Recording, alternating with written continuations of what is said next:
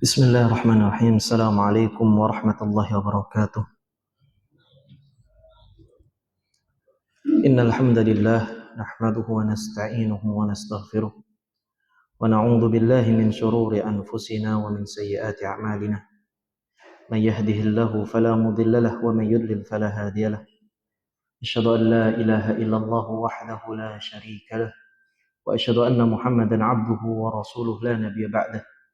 Qala Allah Ta'ala fi Qur'anil Karim, ya ayyuhalladzina amanu taqullaha haqqa tuqatih wa la tamutunna illa wa antum muslimun. Ya ayyuhan nasu taqu rabbakum alladzi khalaqakum min nafsin wahidah wa khalaqa minha zawjaha wa batha minhuma rijalan katsiran wa nisaa'a wattaqullaha alladzi tasaaluna bihi wal arham innallaha kana 'alaykum raqiba. Ya ayyuhalladzina amanu taqullaha wa qulu qawlan sadida yuslih lakum a'malakum wa yaghfir lakum dhunubakum wa man yuti'illaha wa rasulahu faqad faza fawzan 'azima. Amma ba'd, fa inna asdaqal hadithi kitabullah wa khairal hadi hadi Muhammadin sallallahu alaihi wasallam wa syarrul umuri muhdatsatuha wa kullu muhdatsatin bid'ah wa kullu bid'atin dhalalah. Akhwati yang dirahmati Allah Subhanahu wa taala, yang paling utama dan terutama kita bersyukur atas segala limpah nikmat Allah Azza wa Jalla yang dengan nikmatnya amalan menjadi sempurna. Di antara yang patut kita syukuri adalah nikmat Islam, nikmat iman. Tanpa kita minta, Allah telah memberikan kepada kita. Begitu pula Allah tambahkan nikmat tersebut dan Allah curahkan kepada kita dengan iman. Kita bisa beramal saleh dalam kondisi sehat dan aman, di mana tidak semua kaum muslimin di antara hamba-hamba Allah mendapatkan kenikmatan sebagaimana yang kita rasakan. Maka teruslah bersyukur atas nikmat Allah Azza wa Jalla dan memohonlah kepada Allah Subhanahu wa taala agar kita benar-benar bisa merealisasikan makna syukur. Makna syukur adalah ketika nikmat itu datang kepada kita, mampu kita jadikan untuk diri kita semakin dekat kepada Rabbul Alamin, menjadikan kita semangat dalam beribadah dan beramal saleh, menjadikan kita hamba yang semakin bertakwa kepada Allah Azza wa Jalla, menjadikan kita semakin takut kepada Rabbul Alamin, menjadikan kita tahu tujuan hidup kita adalah untuk beribadah kepada Allah dan mengharapkan surga Allah, dan pada akhirnya Allah Subhanahu wa taala memberikan kenikmatan yang tertinggi adalah melihat wajah Allah Subhanahu wa taala. Adapun kenikmatan yang tidak bisa dibalas dengan rasa syukur, dengan amal saleh, melainkan menjadikan seseorang semakin jauh dari Allah. Dia diberikan nikmat sehat, nikmat harta, nikmat waktu luang, tapi dia tidak pernah datang ke rumah Allah, tidak pernah mengkaji ayat-ayat Allah, tidak sabar membaca Al-Quran, tidak bisa melakukan kebaikan. Sejatinya itu adalah baliyah, itu adalah adab, itu adalah musibah yang telah Allah turunkan kepada hamba tersebut. Oleh karena itu Nabi SAW mengajarkan kepada kita doa, Allahumma la taj'al musibatina fi dinina. Ya Allah, jangan jadikanlah musibah kami dalam urusan agama kami. Adapun ujian-ujian dunia itu adalah ujian yang ringan. Semua ujian dunia ada batasnya, ada waktunya, ada masa berakhirnya. Itu ujian dunia. Orang sakit akan datang waktu sehat. Orang nggak megang duit, ada datang waktunya ia megang duit. Orang lapar, ada waktunya ia akan kenyang. Orang menangis, ada waktunya ia tertawa. Tapi ketika Allah jauhkan dari hidayah, hidayah itu tauhid, hidayah itu sunnah, hidayah itu iman, hidayah itu amal saleh, jika ia tidak mendapatkan rahmat Allah, kesengsaraan itu akan senantiasa mengintainya di dunia maupun di akhirat. Maka kita memohon kepada Allah, semoga ujian-ujian kita di dunia ini adalah ujian dunia, bukan ujian perkara agama kita. Dan harapannya Allah matikan kita dalam kondisi husnul khatimah. Allahumma amin. Salawat serta salam tak lupa kita panjatkan kepada Nabi kita Muhammad bin Abdullah. Allahumma salli wa sallim wa barik wa an'im, beserta keluarga beliau dan sahabat-sahabat beliau radhiyallahu anhum wa ardhah, dan orang-orang yang senantiasa meniti di atas sunnahnya. Dan kita memohon kepada Rabbul Izzati wal Jalal, semoga Allah berikan kita keteguhan dan kesabaran untuk mencintai apa yang telah dicintai Nabi dan membenci apa yang telah dibenci baginda Rasulullah sallallahu alaihi wasallam.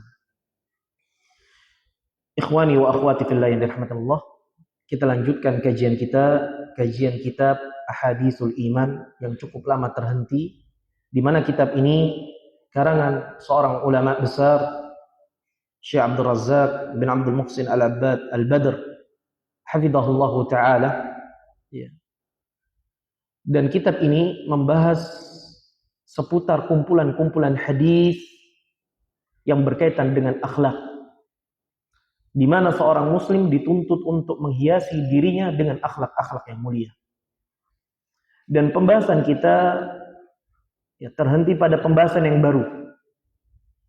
Mungkin flyer yang sudah menyebar itu adalah pembahasan yang sudah selesai, dan ada revisi. Pembahasan kita adalah Sana'iul Ma'ruf, senantiasa berbuat kebaikan.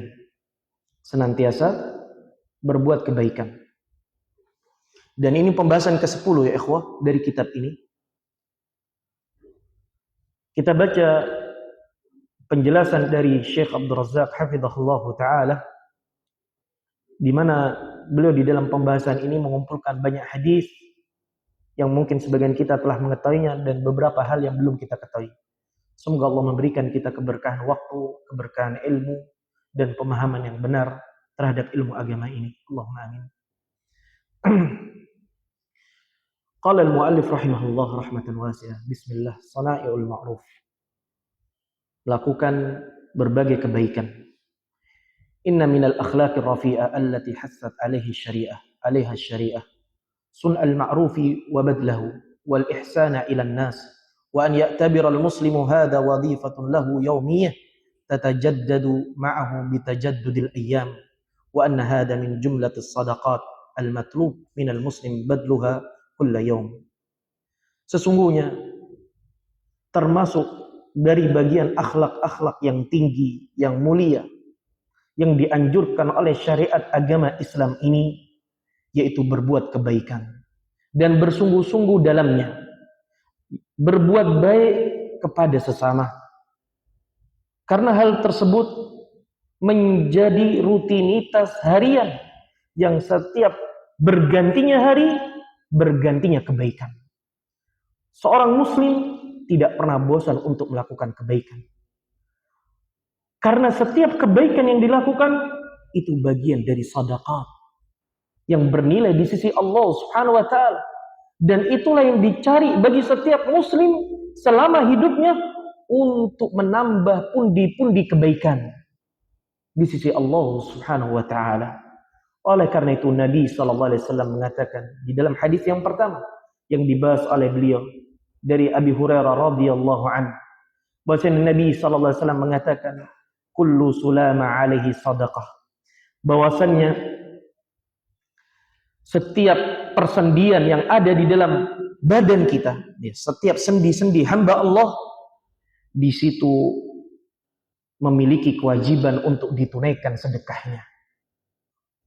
Kulla yaum, setiap hari. Seperti apa? Nabi setelah menyampaikan secara umum bahwasannya setiap persendian memiliki kewajiban untuk bersedekah, untuk ditunaikan setiap harinya. Kemudian beliau memperinci sallallahu alaihi wasallam, apa tuh kebaikan-kebaikan sedekah? Yu'inur rajula fi dabati. Seseorang membantu orang lain untuk menaikkan barangnya ke kendaraannya. Yuhamiluhu 'alaiha aw yarfa'u 'alaiha, atau mengangkat barang-barang bawaannya, itu bagian dari sedekah. Wal kalimatut thayyibah, perkataan-perkataan yang baik itu adalah sedekah. Wa kullu khutwatin yamshiha ila shalah, dan setiap langkah yang digunakan untuk melangkah ke rumah Allah itu adalah sedekah. Wa dallut tariq sadaqah, dan setiap orang yang menunjukkan jalan bagi orang lain itu adalah sedekah. Hadis ini muttafaqun alaih. Wa hada kulluhu min syukri nikmah. Ini semua kebaikan tersebut sebagai bentuk rasa syukur atas nikmat Allah Azza wa Jalla.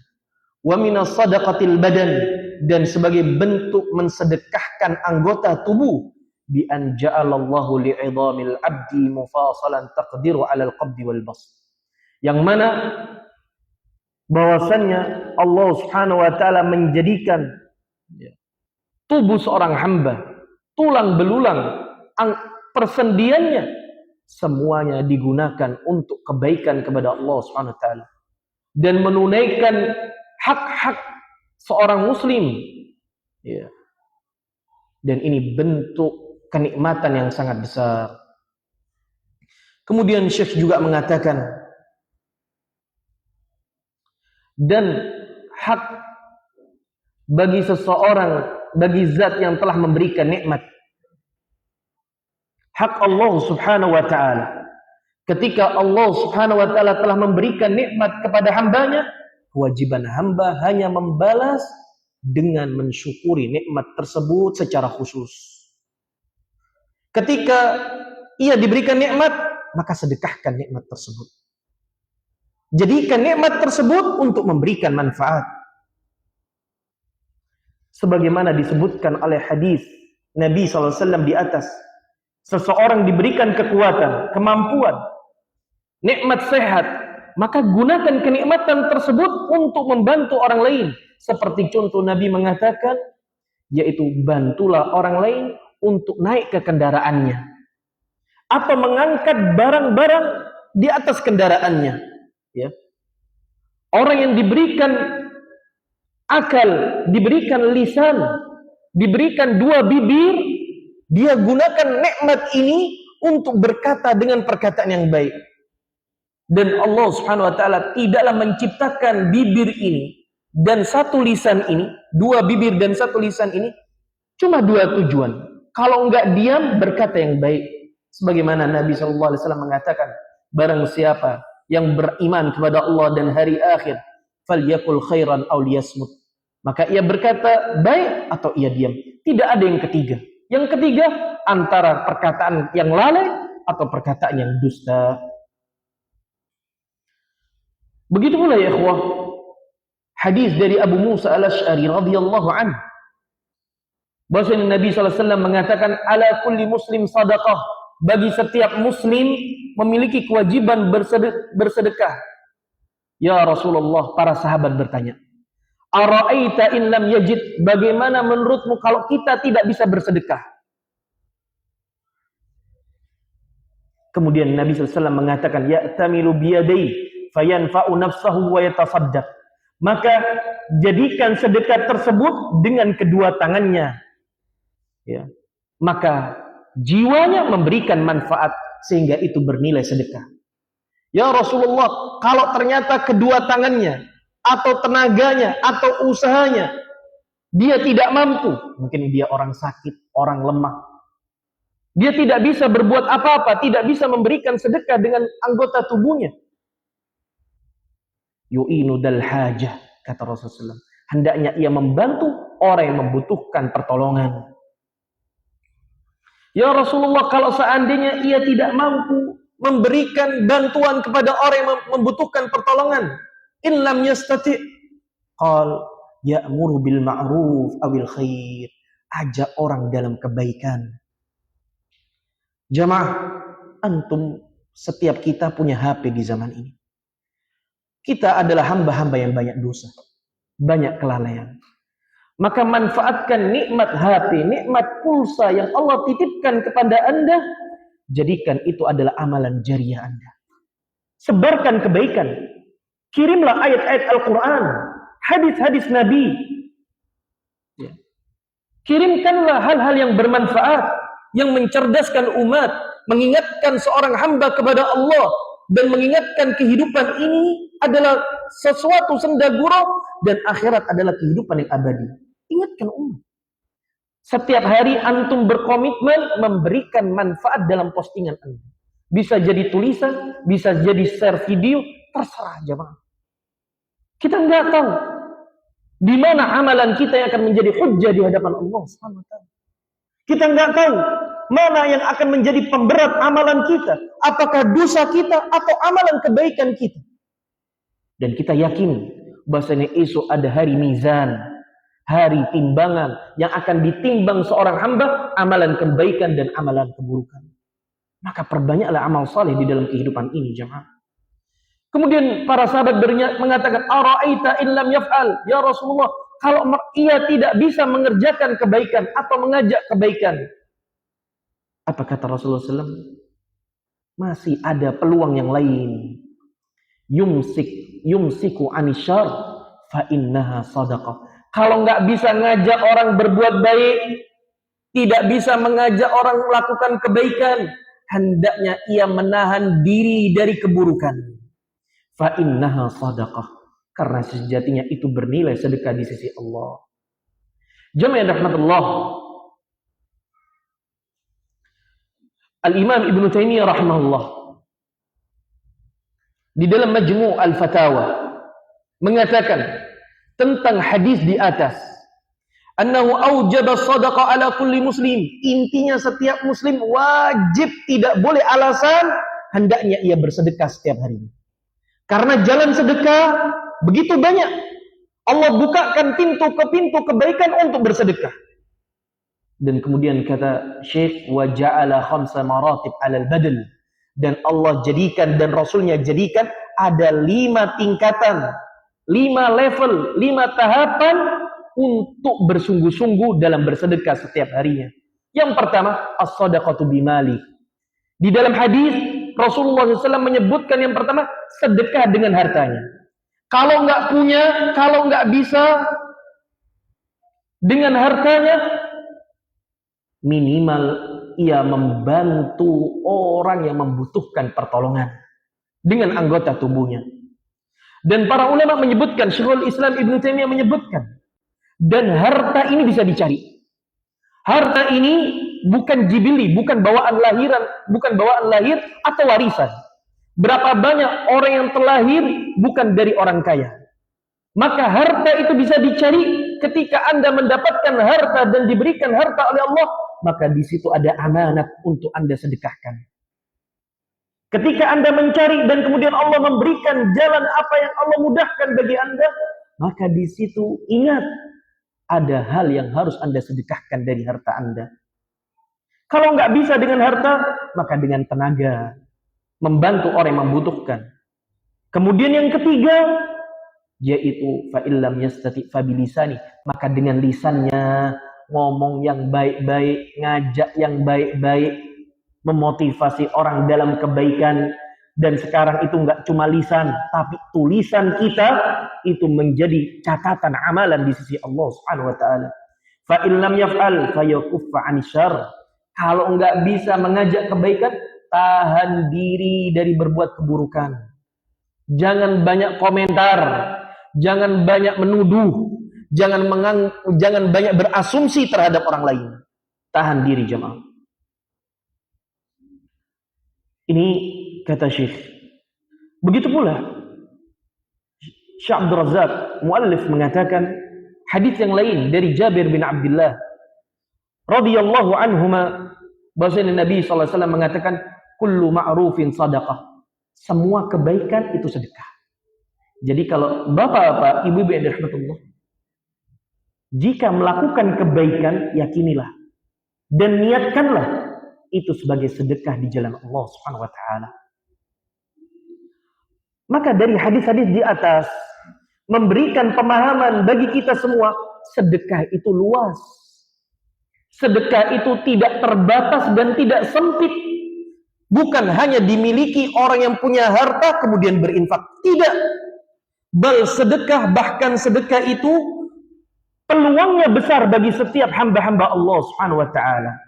Dan itu meliputi orang kaya maupun bukan orang kaya. Maka orang fakir memiliki peluang untuk bersedekah kepada orang-orang kaya bi anwa'is sadaqah, dengan berbagai macam sedekah. Contohnya bermuka senyum, menebarkan salam, bermuamalah dengan muamalah yang tayyib, yang baik, dan membantu dalam berbagai perkara-perkara yang perlu untuk dibantu. At-ta'awun 'alal birri wat taqwa, dan mengajak dan menyeru orang dalam kebaikan. Dan itu semua adalah sedekah. Sebagaimana Nabi sallallahu alaihi wasallam telah mengatakan, dan ini dalil Nabi tidak mengecualikan sedekah hanya untuk orang kaya. Apa kata Nabi sallallahu alaihi wasallam? Kullu ma'rufin yasna'uhu ahadukum ila ghani aw fakirin fahuwa sadaqah. Setiap kebaikan yang dikerjakan oleh kalian, siapapun Anda, apapun status Anda, orang kayakah, yang memiliki hartakah, ataupun bukan orang kaya, orang fakir. Semua kebaikan yang dilakukan mereka itu bernilai sedekah. Hadis ini kabar gembira dari Rasulullah SAW, membuat kita termotivasi untuk bersungguh-sungguh dan berjuang dalam melakukan kebaikan. Karena bagi siapa saja yang membaca ayat-ayat Allah dan hadis-hadis Nabi SAW, di situ banyak dalil yang menganjurkan kita untuk bersedekah dan memotivasi kita untuk bergerak, tidak malas terhadap jiwa kita untuk melakukan kebaikan. Artinya apa? Kita hidup harus produktif. Kita hidup harus produktif. Jangan monoton jemaah.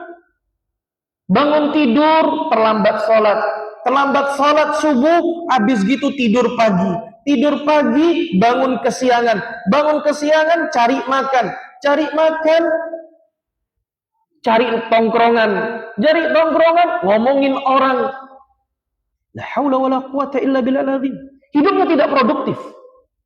Tidak melakukan kebaikan-kebaikan yang itu akan memberikan manfaat bagi kehidupan setelah dunia ini. Seharusnya seorang mukmin memikirkan, memiliki jadwal yang rapi. Sebelum subuh ia bangun, mengejar kebaikan sholat 2 rakaat qabla al-fajri, atau kalau bisa sholat tahajud qabla waktu sahur, beristighfar kepada Allah, kemudian sholat 2 rakaat sebelum fajr, kemudian sholat subuh, kemudian ia berangkat ke masjid berjamaah, kemudian ia berdiam, duduk, berzikir setelah salam, membaca zikir pagi petang sampai terbitnya matahari, kemudian ia membangunkan keluarga sebagai Rasulullah membangunkan Aisyah dan diingatkan istrinya, ya Aisyah, apakah engkau sudah zikir subhanallah wa bihamdi adada khalqi wa ridha nafsi wa zinata arsy wa midada kalimati. Ini yang diajarkan Rasulullah membangunkan Aisyah. Apakah wahai para suami telah membangunkan istrinya untuk berzikir kepada Allah? Setelah berzikir, aktivitas, mau olahraga, mau bersihin rumah, mau mengajak anak untuk murajaah Al-Quran, membaca hadis, membaca kitab, aktif jemaah. Menulis status, terserah. Yang penting jangan tidur pagi. Karena ijma' para ulama, yang namanya tidur pagi itu bukan kebiasaan orang-orang saleh. Tidur pagi merugikan dunia dan akhirat, melemahkan akal, melemahkan badan, tidak menjadi semangat dalam beraktivitas. Akhiratnya tidak mendapatkan kebaikan-kebaikan yang telah Allah janjikan. Dia kehilangan zikir pagi petang. Dia kehilangan waktu barakah. Dia kehilangan doa Nabi SAW. Ummati diberkahi di waktu pagi. Tapi ternyata berapa banyak orang yang memilih dunia, tertipu dengan kenikmatan dunia sehingga ia tidak produktif. Nggak sempat sholat duha, nggak sempat silaturahmi, nggak sempat melakukan kebaikan. Nasallallahu alaihi wasallam wal afiyah. Maka jemaah, pintu sedekah dibuka lebar-lebar. Jamaah yang dirahmati Allah. Kemudian Syekh di sini juga menjelaskan kepada kita tentang hadis Nabi SAW yang menceritakan tentang orang-orang muhajirin dan ansar. Menceritakan orang-orang muhajirin dan ansar. Bagaimana mereka bersungguh-sungguh untuk mendapatkan pahala sebanyak-banyaknya, berlomba-lomba siapa yang terbaik di antara mereka di sisi Allah Subhanahu wa taala dengan memperbanyak sedekah. Hadis yang diriwayatkan oleh Abu Hurairah radhiyallahu anhu, anna fuqara al-muhajirin atau Rasulullah SAW. Dari kalangan orang-orang fakir, dari para sahabat muhajirin, mereka datang dan mengadu kepada Rasulullah SAW. Faqala, ya Rasulullah, dhahaba ahlud dusur bid darajatil ula. Telah mendahului kami orang-orang kaya dari kalangan Ansar dengan derajat yang tinggi, wa na'imul mukim, dan kenikmatan yang abadi, yaitu balasan dari Allah Subhanahu wa taala. Faqala wa ma dzak. Kemudian Rasulullah SAW bertanya, apa yang mendahului engkau wahai muhajirin? Amalan apa wahai orang-orang muhajirin yang dilakukan oleh orang-orang Ansar yang membuat engkau iri? Qalu yusalluna kama nusalli. Mereka salat sebagaimana kita salat ya Rasulullah. Yasumuna kama nasum. Mereka puasa sebagaimana kita puasa. Wa yatasaddaqun wa la natasaddaq. Dan ini kelebihan mereka ya Rasulullah. Mereka bersedekah dengan harta mereka dan kami tidak bisa bersedekah. Wa yu'tikuna wa la nu'tik. Dan mereka membebaskan budak-budak mereka dan kami tidak bisa membebaskan budak-budak kami. Faqala Rasulullah sallallahu Rasulullah SAW mendengarkan curhatan dan keluh kesah sahabat-sahabatnya, muhajirin. Mereka iri dengan kebaikan dan ketaatan orang-orang Ansar. Tapi Rasulullah SAW senantiasa memberikan kabar gembira bagi umatnya. Senantiasa menenangkan hati umatnya. Memberikan solusi bagi umatnya. Afala u'allimukum syai'an. Tidaklah kalian ingin aku ajarkan sebuah perkara yang mana perkara ini bisa mengalahkan mereka dan juga mengalahkan orang-orang setelah kalian, dan tidaklah orang yang mengerjakan amalan ini melainkan mereka juga ingin mengikuti amalan tersebut. Qalu bala ya Rasulullah. Para sahabat muhajirin, iya ya Rasulullah, amalan apa ya Rasulullah yang bisa mengalahkan orang-orang Ansar dan orang-orang yang akan datang, dan orang lain akan iri ingin bisa melakukan amalan tersebut. Kata Rasulullah SAW, tusabbihun wa tukabbirun wa tahmadun dubura kulla salatin salasa wa salasina marrah. Kalian bertasbih, sucikanlah Allah subhanallah wa bihamdi. Wa tukabbirun, bertakbir, besarkanlah Allah, Allahu akbar. Wa tahmadun, dan pujilah Allah, alhamdulillah. Setiap selesai salat 33 kali semuanya. Subhanallah, orang-orang muhajirin bahagia dengan kabar yang disampaikan oleh Rasulullah SAW. Mereka pulang dengan tersenyum, dan mereka pulang kemudian mereka mengamalkan amalan tersebut, dan mereka sampaikan dan mereka dengarkan kepada orang-orang yang tidak memiliki harta, yang mana mereka tidak bisa bersedekah. Kemudian orang-orang tersebut, orang-orang fuqara, mengamalkan itu semua. Kemudian Rasulullah SAW mengatakan, dzalika fadlullahi yu'ti ma yasha. Itulah karunia Allah yang Allah berikan atas kehendaknya. Karunia Allah luas jemaah. Cuma sebagian orang tidak mau menyambutnya dan menjemputnya. Hanya orang-orang yang diberikan taufik yang bisa bersedekah setiap harinya. Begitu pula di dalam hadis yang lain. Maknanya sama. Yang melainkan perawi sahabatnya berbeda. Dari Abu Dar. Kalau tadi Abu Hurairah, ini dari Abu Dar. Bahasanya orang-orang muhajirin mengeluhkan kepada Rasulullah atas kebaikan dan ketaatan orang-orang Ansar. Mereka mendahului di sisi Allah Subhanahu wa taala dengan amal saleh mereka. Kemudian Nabi SAW memberikan sebuah amalan. Awalaysa qad ja'alallahu lakum ma tasaddaqun? Bukankah wahai orang-orang muhajirin, Allah telah menjadikan bagi kalian dengan amalan kalian bisa bersedekah? Bukankah setiap tasbih itu sedekah, setiap takbir itu sedekah, setiap tahmid itu sedekah, setiap tahlil itu sedekah, setiap amal ma'ruf itu sedekah, dan mencegah kemungkaran itu sedekah, bahkan wa fi but'i ahadikum sedekah, bahkan engkau menggauli istrimu itu adalah sedekah. Jamaah, di sini dalil yang menjelaskan kepada kita. Kata Syekh, sedekah itu pintunya banyak, terbuka lebar-lebar. Maka jangan pernah berhenti untuk melakukan kebaikan meskipun Anda bukan yang memiliki harta. Orang fakir berpeluang besar untuk melakukan sedekah. Jalannya bermacam-macam. Lihatlah, para sahabat kaget ketika Allah membukakan pintu-pintu kebaikan, sampai perkara seorang suami menggauli istri itu sedekah. Para sahabat bertanya, "Ya Rasulullah, ayati ahaduna syahwatahu wa yakunu lahu fiha ajr?" Ya Rasulullah, bagaimana seorang suami mendatangi istrinya dengan syahwat, di situ bernilai pahala? Ini pertanyaan para sahabat yang kaget. Ternyata begitu besar rahmat Allah. Iya. Kemudian Rasulullah SAW memberikan gambaran kepada para sahabat. Wahai para sahabat-sahabatku, bagaimana menurut kalian nafsu tersebut jika diletakkan kepada sesuatu yang haram, itu juga bernilai dosa? Maka begitu pula ketika nafsu tersebut diletakkan kepada yang halal, itu bernilai pahala. Jamaah, innamal a'malu binniyat. Ini urgensi dari niat.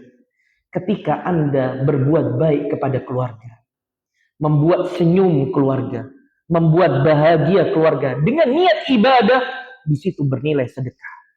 Kalau seandainya seseorang menunaikan hak istrinya, memberikan muasyarah thayyibah, pergaulan yang baik, muamalah yang penuh dengan lemah lembut, dengan pergaulan tersebut menghubungi istrinya, mendatangi istrinya untuk menginginkan anak yang saleh, untuk menjaga kehormatan istrinya, dan mencegah dari segala yang haram. Apalagi di zaman sekarang jemaah banyak perselingkuhan. Nggak ada jaminan seorang ustadz, seorang alim, seorang ulama, siapapun dia ada potensi terjatuh kepada fitnah syahwat. Berapa banyak orang berselingkuh? Mau pendakwah, mau imam, mau orang awam. Fitnah tidak memandang bulu, semua berpotensi terjatuh kepada fitnah. Oleh karena itu, wahai para suami, bertakwalah kepada Allah. Wahai para istri, bertakwalah kepada Allah.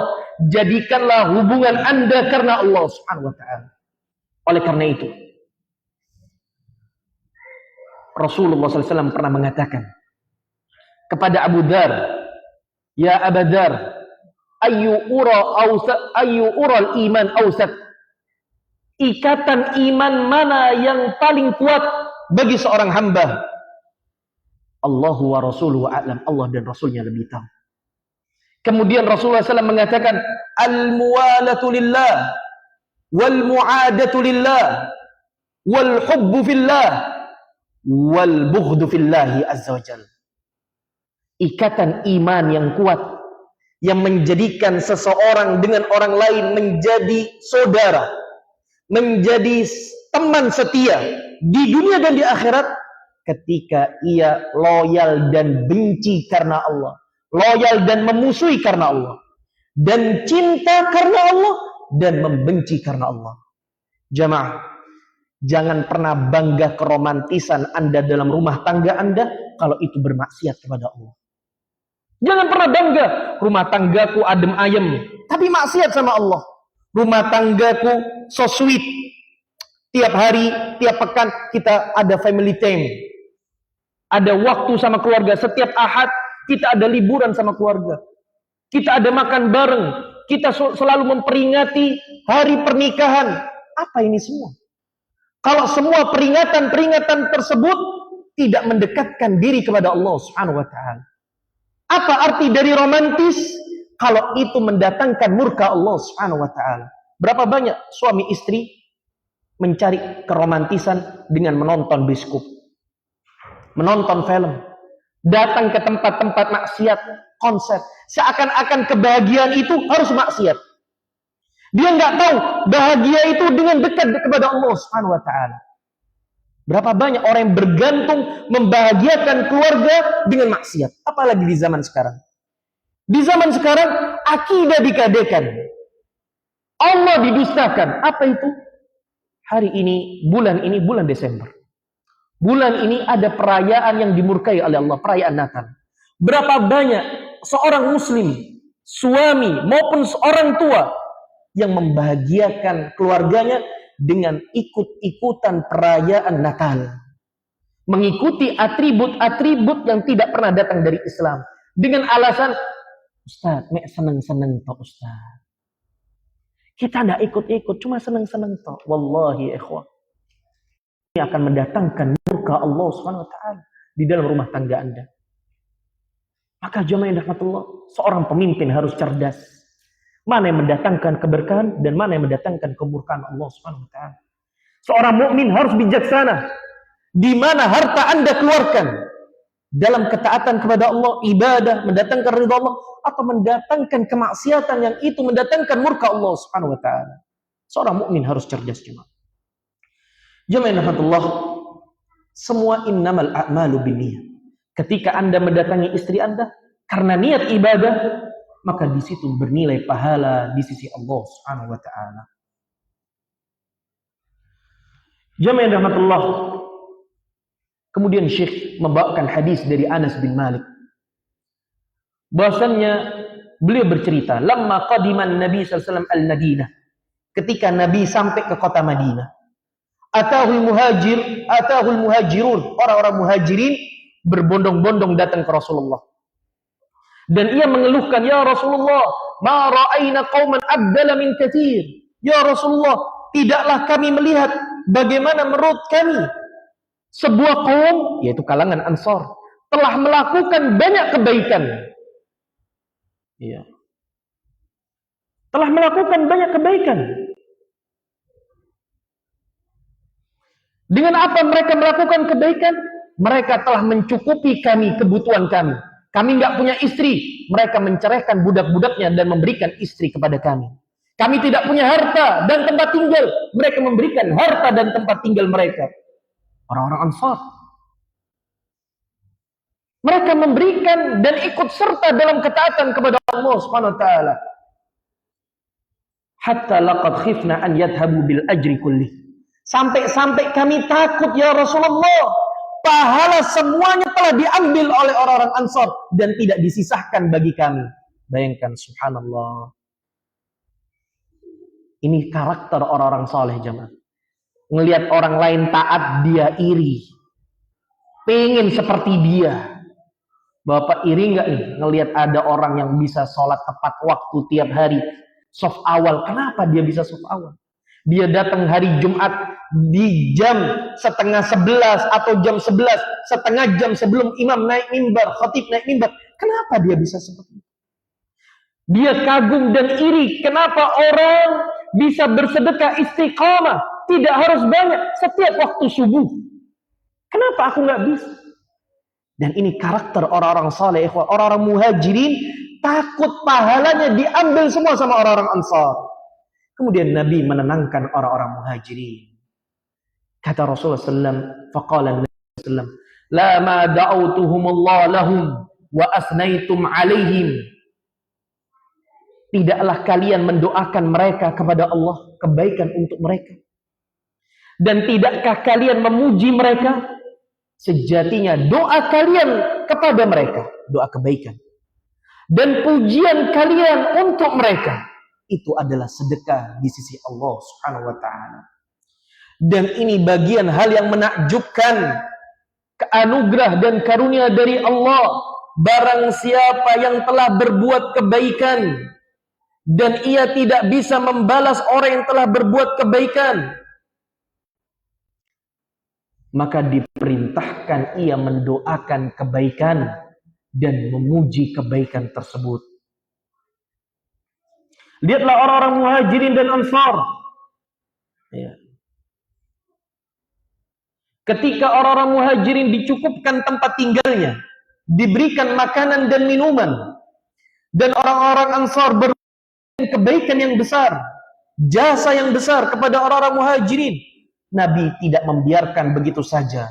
Orang-orang muhajirin tetap bisa bersedekah kepada orang-orang kaya dari kalangan orang Ansar. Laqad kafawna. Ya. Ketika orang-orang muhajir mengatakan kami ya Rasulullah, mengatakan kalau kalian berdoa untuk kebaikan dan kalian memuji kebaikan mereka, itu sudah setara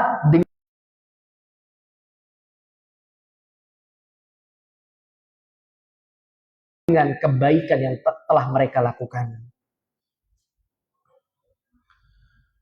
Dan lihatlah jemaah, Allah Subhanahu wa taala telah bercerita tentang kebaikan orang-orang Ansar dan orang-orang Muhajirin. Mereka telah berlomba-lomba dalam kebaikan di dalam surat Al-Hasyr ayat 9. Walladzina tabawwa'ud dara wal iman min qablihim yuhibbuna man hajara ilaihim wa la yajiduna fi sudurihim hajah mimma utu wa yu'thiruna ala anfusihim walau kana bihim khasasah wa man yuqa syuhha nafsi fa ulaika humul muflihun. Dan lihatlah mereka dari golongan orang-orang Ansar, ya, di atas keimanan mereka, ya, mereka telah mencintai orang-orang yang telah hijrah, dan mereka telah berbuat kebaikan kepada orang-orang yang hijrah, dan kebaikan mereka tidak ada beban di dalam hati mereka, meskipun kebaikan yang mereka kerjakan mereka membutuhkannya. Dan mereka telah berbuat isar, memberikan kebaikan dahulu dalam perkara dunia kepada orang lain. Dan isar itu jamaah, memberikan kebaikan dalam perkara dunia, mendahulukan orang lain. Ini yang dinamakan isar. Tapi dalam kebaikan akhirat kita tidak ada yang namanya isar. Contohnya saf awal. Ketika kita melihat ada saf kosong, jangan memberikan celah kepada orang lain. Anda yang maju duluan. Jangan silakan. Lah. Karena isar tidak berbicara tentang amal ketaatan urusan akhirat. Tapi isar mendahulukan orang lain dalam urusan dunia. Kepentingan kita sampingkan demi kepentingan orang lain. Ya. Wa may yuqa syuhha nafsi fa ulaika humul muflihun. Barang siapa yang diselamatkan dari sifat kikir, sifat bakhil terhadap jiwanya, mereka adalah orang-orang yang beruntung. Jamaah rahmatullah. Begitu pula Rasulullah SAW memperinci dan memperjelas. Ketika ada orang baik kepada kita, telah berjasa dalam kehidupan kita, Rasulullah SAW telah memberikan solusi untuk membalas kebaikan orang lain. Dari Jabir bin Abdullah Al-Ansari radhiyallahu anhu, "Man suni'a ilaihi ma'ruf falyujzi'hu." Barang siapa yang telah diperlakukan baik oleh orang lain, maka balaslah. Fa in lam yajid ma yujzi'hu falyusni 'alaihi. Barang siapa yang tidak mendapatkan balasan untuk membalas kebaikan orang lain, maka pujilah kebaikannya. Fa innahu idza asna faqad syakar. Karena sesungguhnya orang yang memuji kebaikan orang lain itu bentuk rasa syukur kepada orang tersebut. Wa in katamahu faqad kafar. Barang siapa yang menyembunyikan kebaikan orang lain, dia nggak mau cerita kebaikan orang lain. Dan biasanya orang kayak gini tuh hasad jemaah. Dan gengsi. Orang yang di bawahnya udah berjasa. Ya.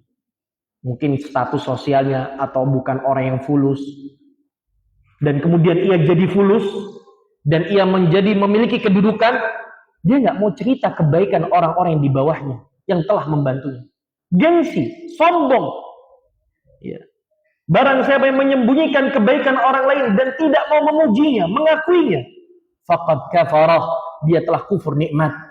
Wa man tahalla bima lam yuqa, dan sebarang siapa yang mengaku-ngaku kebaikan yang sejatinya ia tidak mendapatkan kebaikan, faka'anna labisa thawbazur, seakan-akan ia menggunakan pakaian dusta. Apa maksudnya jemaah? Ada orang yang mengaku-ngaku bahwasanya fulan telah berbuat baik kepada Anda. Untuk pencitraan, untuk pengakuan, ya. Fulan, masya Allah, dulu dekat sama Anda. Karena dia memiliki status sosial. Dia telah membantu Anda. Itu dekat sama Anda. Ya. Padahal orang itu nggak pernah dekat, nggak pernah memberikan manfaat, tapi ngaku-ngaku jamaah yang dirahmatullah. Untuk menaikkan kedudukan di mata manusia. Sejatinya orang-orang tersebut telah menggunakan pakaian persaksian palsu. Persaksian yang palsu. Maka ini sesuai dengan firman Allah di dalam surat Ar-Rahman ayat 60. Hal jazaa'ul ihsan illal ihsan. Apalagi balasan bagi kebaikan melainkan kebaikan, jemaah rahmatullah. Begitu pula Usama bin Zaid radhiyallahu anhu berkata Rasulullah SAW mengatakan, man suni'a ilaihi ma'ruf faqala li fa'ilih, barang siapa yang telah diperlakukan baik oleh orang lain berbuat baik kepada kita, ucapkanlah perkataan yang diajarkan oleh Rasulullah. Apa tuh? Ngomong apa jemaah kalau ada orang lain berbuat baik sama kita? Jazakallahu khaira. Faqad ablagha fis sana. Orang yang mengucapkan semoga Allah membalas kebaikan sebanyak-banyaknya, ucapan ini kata Rasulullah, dia telah memuji yang pujian ini adalah pujian yang paling tinggi dan paling puncak di sisi Allah Subhanahu wa taala. Adzan, fadhal. Subhanallah, cepat ya waktunya.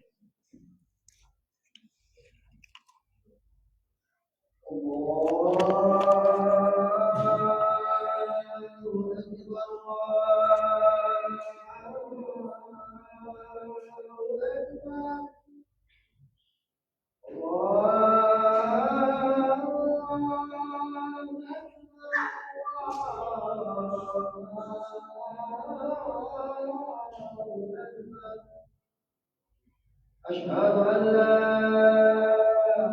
إله إلا الله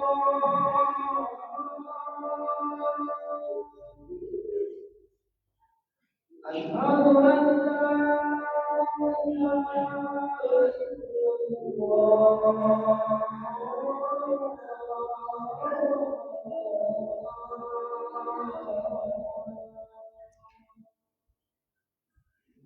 أشهد أن محمدا رسول الله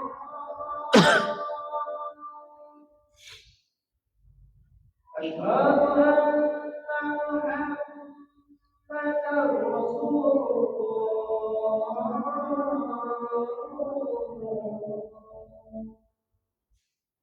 حي على الصلاة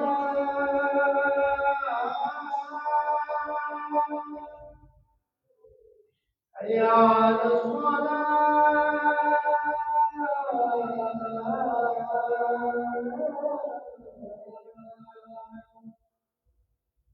حي على الفلاح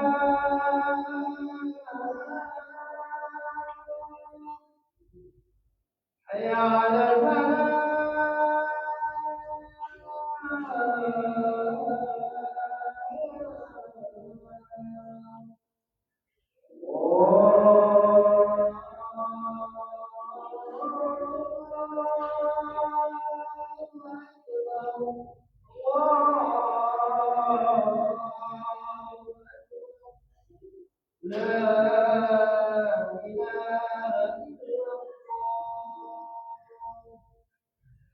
لا إله إلا الله اللهم رب هذه الدعوة والصلاة القائمة محمد رسول الله الفضيل.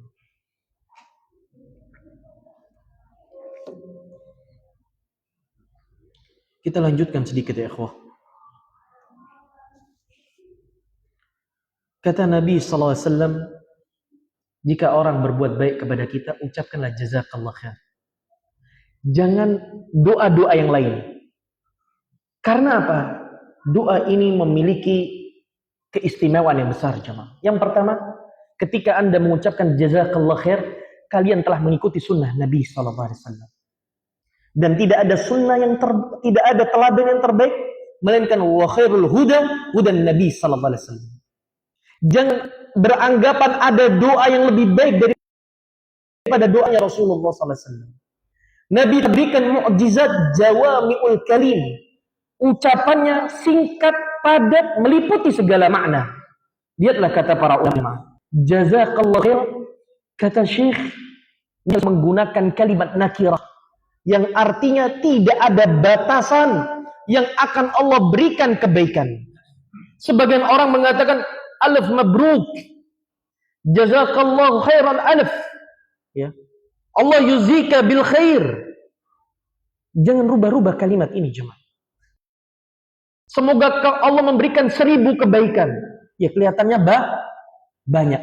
Tapi dengan ucapan ini berarti Anda telah membatasi kebaikan yang telah Allah dan Rasulnya tetapkan tanpa batas. Kalau 1000 terbatas enggak? 10.000 terbatas enggak? Ya. Puluhan ribu terbatas. Maka jemaah rahmatullah, ketika Anda mengucapkan jazakallahu khairan, ini maknanya semoga Allah membalas kebaikan tiada batas. Dunia maupun akhirat. Maka jemaah rahmatullah, ringanlah Anda dalam mengucapkan doa ini. Jazakallahu khairan. Karena Anda telah menghidupkan sunnah Nabi dan perintah Allah Subhanahu wa taala. Sebagaimana Nabi SAW mengatakan, la yashkurullah man la yashkurin nas. Tidak dikatakan orang itu bersyukur kepada Allah sampai ia bersyukur terhadap manusia yang telah berjasa kepadanya. Dan orang yang paling baik kepada kita adalah orang tua kita, jemaah. Setelah Rasulullah SAW, keluarga kita, kerabat kita, dan orang-orang yang mengajak kebaikan, para ustadz, para pembimbing, ucapkanlah jazakallahu khairan. Dan perhatikan jemaah rahmatullah. Saya tutup bahwasannya pembahasan ini Syekh memberikan sebagai statement closing jemaah, pembahasan terakhir, bahwasannya manusia ini sejatinya ada manusia-manusia yang terbaik dan juga ada manusia-manusia yang terburuk. Dan Rasulullah SAW telah menyebutkan, ala ukhbirukum bi khairikum min syarrikum, di dalam hadis yang diriwayatkan oleh Abu Hurairah yang dari Al-Imam At-Tirmidzi, dan hadis ini sahih disahihkan oleh Al-Albani. Kata Rasulullah SAW, ala ukhbirukum bi khairikum min syarrikum, apakah kalian para sahabatku ingin tahu siapa orang-orang yang terbaik di antara kalian dan siapa orang-orang yang terburuk di antara kalian? Para sahabat fasakatu, diam semuanya. Kemudian Nabi SAW mengulangi pernyataannya, apakah kalian mau aku kabarkan orang-orang terbaik di antara kalian dan orang-orang terburuk di antara kalian? 3 kali Nabi SAW menyampaikan ini. Kemudian para sahabat mengatakan, bala ya Rasulullah, iya ya Rasulullah, kita mau. Siapa mereka ya Rasulullah?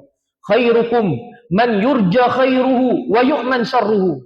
Sebaik-baik kalian, yang terbaik di antara kalian, yaitu yang kebaikannya diharapkan dan yang rasa amannya itu terjamin, kejahatannya tidak mengganggu orang lain. Wa syarrukum man la yurja khairuhu wa la yu'man syarruhu. Dan seburuk-buruk kalian yaitu orang yang tidak diharapkan kebaikannya dan yang tidak bisa memberikan amal atas keburukan yang dilakukannya. Siapa mereka ini jemaah?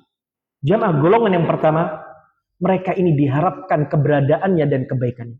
Mereka ini yang suka melakukan kebaikan tanpa pamrih, yang penuh dengan lemah lembut, yang penuh dengan kasih sayang, yang penuh dengan kejujuran, yang penuh dengan amanah, yang penuh dengan murah senyum, yang menghadirkan perangai kebaikan sebagai seorang mukmin. Keberadaannya memberikan manfaat untuk dirinya dan orang lain. Keberadaannya memberikan terang, memberikan cahaya, petunjuk sunnah hasanah. Ini orang-orang yang diharapkan kebaikan. Dan ia sekaligus orang yang di sekitarnya merasa aman dari keburukannya, dari lisannya, dari perbuatannya, karena dia senantiasa memiliki rasa takut kepada Allah Azza wa Jalla. Orang golongan kedua, mereka ini nggak diharapkan keberadaannya dan tidak diharapkan kebaikannya. Kalaupun mereka melakukan kebaikan, mereka akan menyakiti, mengecewakan, adu domba, memfitnah, dan merendahkan, menghina. Peranginya buruk, sehingga orang yang di dekatnya merasa takut dan resah karena dia tidak memberikan keamanan, karena ia mendatangkan keburukan melalui lisannya, perbuatannya, dan akhlak kepribadiannya. Maka jemaah rahmatullah, di mana posisi kita? Apakah keberadaan kita diharapkan orang lain? Apakah kebaikan kita dinantikan orang lain? Khususnya keluarga kita, khususnya istri dan anak kita, orang tua kita. Atau kita keberadaannya diharapkan, tidak diharapkan jemaah?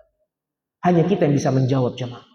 Semoga kita menjadi orang-orang yang diberikan taufik, yang mampu membuka pintu kebaikan dan menutup pintu keburukan. Semoga Allah jauhkan kita dari karakter yang kedua, yang membuka pintu keburukan dan menutup pintu kebaikan. Maka berbahagialah golongan yang pertama, yang diberikan kemudahan dan taufik oleh Allah Subhanahu wa taala. Dan ingat, kehidupan dunia ini sesaat. Jadilah orang yang bermanfaat. Perbanyaklah ketaatan kepada Allah. Perbanyaklah istighfar. Dan mohonlah kekuatan untuk bisa menghadapi ujian kehidupan ini. fitnah syahwat maupun syubhat. Mintalah kebersihan hati kepada Allah, karena Allah lah sebaik-baik yang menyucikan hati seorang hamba. Wallahu a'lam bishawab. Mungkin ini yang bisa Anda sampaikan. Kurang lebihnya Anda mohon maaf. Kebenaran hanya milik Allah, dan kekurangan datangnya dari pribadi dan datangnya dari syaitan. Subhanaka bihamdika asyhadu an la ilaha illa anta astaghfiruka wa atubu ilaik. Wassalamualaikum warahmatullahi wabarakatuh.